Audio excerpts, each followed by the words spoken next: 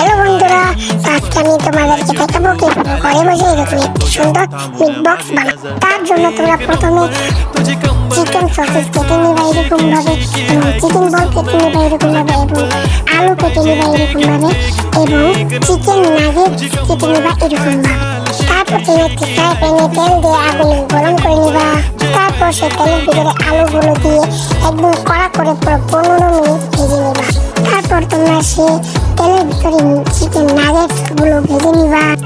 তারপর তোমরা সেই তেলের ভিতরে চিকেন বল গুলো ভেজে নিবা। তারপর তোমরা সেই তেলের ভিতরে চিকেন সসেস গুলো ভালো মতো ভেজে নিবা।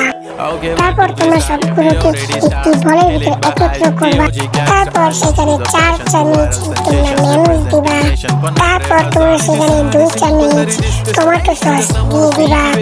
তারপর তোমরা সেখানে 2 মুঠা সয়া সস দিয়ে দিবা।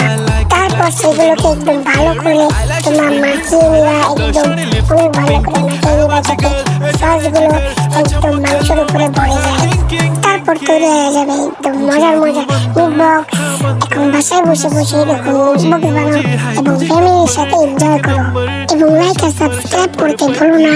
বাই।